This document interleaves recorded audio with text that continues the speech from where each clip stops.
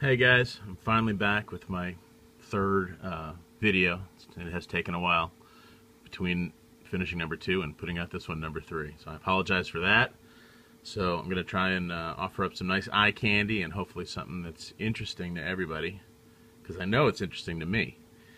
So I'm hoping it's going to be interesting to you. So this video really is not about this pen or this teeny tiny Spyderco. But what I do want to talk about, in reality, is about bearing flipper knives, the phenomenon, which is relatively new, and smoothness, something that everybody enjoys and likes to talk about. So I got some examples of knives that I feel are smooth. I want to call this video Smooth, Smoother, and Smoothest. So I'm going to start out with a knife a lot of you have seen. It's the Daboia by Custom Knife Factory. And it is a bearing flipper knife. I'm trying to remember if this one is ceramic bearings or multi-row. I forgot what the claim is about this knife. But it's very smooth. It's got the tritium inserts, which are a little dim for my taste, but from everything I've read about tritium, it's never really that bright. It actually looks brighter in the video just because light is hitting it, but in the dark, you know, they glow, but not super bright. But it's a great knife. Love the action, love the materials. That kind of stuff has already been covered in other videos. And I'm just kind of showing this one. I'm going to try and focus the camera. Because it is quite smooth, the action. Especially for the price. And that's the thing that really is beginning to perplex me. Because I've been collecting knives for a while, and I've really gotten into flippers. And like a lot of guys, I've been really blowing some serious cash. No, it's not so much on the Daboia, because that's very reasonably priced. And it's very smooth. But then you get into the higher end stuff. Now, sure, it's a mid-tech, but it's a Shirogorov mid-tech. We all know how sweet these are. And this is an F3, and it's a liner lock. And I really prefer liner locks. I got a thing about liner locks as opposed to frame locks, and it's more theoretical, but you know, if you ever did have to use it for a defensive purpose and your adrenaline's pumping and you're holding onto that handle on a you know, on a frame lock, you're going to be squeezing that lock bar with your hand, and when you need to open the knife quickly, and God knows what the situation would be, it's the ease of opening is going to be affected by your hand position. So the nice thing about liner locks, it's hard for me to like talk and move my hand at the same time. I'm a very simple guy. Nice thing about liner locks is you really never have to worry about that. You've got the scales on both sides. This one carbon fiber, so you got a lot to grab onto, and your ability to flip it open quickly and smoothly is never going to be affected really by your grip on the knife at any given moment. And this, you know, it's an extremely smooth knife, and I've got several Shiros, and this is probably the smoothest of the batch. This is just particularly beautiful, the action on this knife. And, you know, the price is going up accordingly. Now, the thing I really wanted to talk about, or the knife, or the maker I really wanted to talk about, is a guy that I just, for some reason, don't hear him and his knives talked about nearly enough for my liking, so I'm going to do it. So we're going to go smooth, smoother, definitely. And now, what could it be? What is Scrim, or Greg, aka Scrim, consider the smoothest? And I have to tell you, I really think there's very little competition when it comes to the smoothest. I've handled a lot of Shiros, a lot of other knives, a lot of customs, a lot of great knives. But this guy, Thorburn from South Africa, to me makes the Tiffany of knives, the Cartier of knives, the Patek Philippe of knives.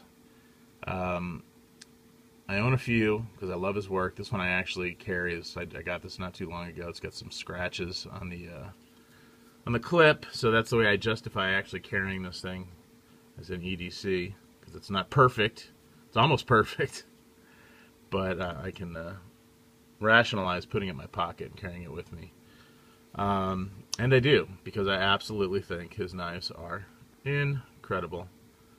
And this is actually an A2, A3. It's a collaboration that he built with Andre van Heerden, another fantastic South African knife maker that I'm sure a lot of you knife nuts are very aware of. And this thing, let me move these out of the way, I just don't want to bang anything, is just unbelievable. I mean, there's a few videos out there on Thorburn's work. This is a multi-row bearing system on this knife, and but I own quite a few Thorburns, and a lot of them are single row bearing system, and I'm still not sure myself if multi-row is really a legitimate upgrade, or if it's more of a marketing thing to be able to up the price, because even his single row bearing stuff is just so incredibly smooth that it's hard to really, for me, to tell the difference between single row and multi-row, especially when it comes to Thorburn stuff, because it's all so great. And his prices are still pretty reasonable. I wonder how long that's going to last, because his stuff is as good as the best stuff I've ever seen, if not better than most of it. You know, it's a full custom as opposed to a mid-tech like the Shiro and the Daboia, you know, Chinese production knife. It is just, I mean, you know, people, I laugh with the flips like a rocket and the sayings that keep getting repeated, so I don't want to use the same saying myself, but it is just, it's just like it is. It's like glass. It's like ice. It's incredible. I mean, there's so little effort. There's such a perfect detent on this thing. It opens with such a Thorburn thwack, I like to call it, that it's just an absolute pleasure to carry and to open. And it's got to be one of the best actions out there, regardless of price point. I know that he polishes the track area that the IKBS balls run on. I don't know exactly how he does his magic, but it really is magic to a certain extent. And all of his knives are like this, and I can't recommend them highly enough.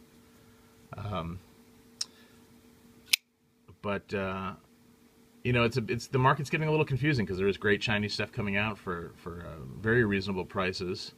I wouldn't put it anywhere near the level of this stuff, because I'm just amazed by what this guy puts out, and I plan to do other videos on other Thorburn knives I'm fortunate to own, because there's a lot of models out there, and they're pretty interesting, and the materials that he uses. This has become my EDC.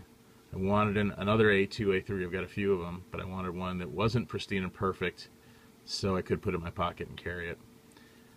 So I did. I found just the right one. I don't know if I mentioned this already, but I've been in touch with Andre van Heerden, and he is going to make me a new clip for this knife, because I think the camera's picking it up. There are a few scratches on it that were there from the really great guy that I bought it from on Blade Forums. Other than that, it's, come on camera, it's pretty darn clean, certainly clean enough for an EDC for me. And the other ones that I have are absolutely pristine, and I intend to keep them that way, because I am just in awe of this guy and what he puts out.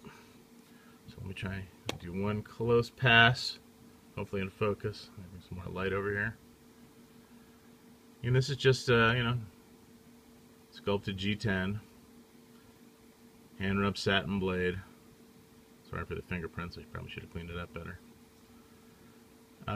Razor sharp. I think he, if I recall, uses N690 steel. Most of his knives, but I'm not possible with that. I have some that are Damas steel, and I know there's some variations on the steels that he uses. But good God, I mean, it's just such a pleasure to open and close this liner lock, and you know, very little effort needed to move the lock bar and close this thing. It is just smooth, smooth, smooth, smooth, smooth. If you ever get a chance to handle one, please do it. Open it and close it a bunch of times, because there just is nothing like feeling what his knives feel like in the hand. And if you get a chance to buy one, Yeah, you don't have to, because I'm out there looking for all the Thorburns I can find that are fairly priced. Because I just am in love with this guy's work. So there you go. We got the for today's video, we got the smooth, definitely smooth, the Daboia. Can't argue with that. Like the knife. Great Chinese stuff coming out. Can't complain. Nice, especially for the money. We got smoother. Oh yeah, it's smoother. It's a Shirogorov. It's an F3. It is also unbelievably fantastic. But if you're really getting down to the finest details of the action of these knives, I have to go with the multi-row bearing or the single row bearing Thorburn stuff, because it is from another world. Don't know how he does it. Really glad he does it. I hope he keeps doing it, because I'm still on the lookout for great pieces of his. This is my third video in the series. Going to be doing more. Would love if you guys would comment with your opinions, questions, thoughts. I'm not getting a lot of comments. I would really like to have a two-way kind of a feedback thing going. I know what you think of the videos and the knives shown, and any requests you might have, because I do have a lot of stuff that I do want to share with the knife community on video. So please like it, subscribe to it, comment down below, and thanks for watching. I do appreciate it, and talk to you on the next video.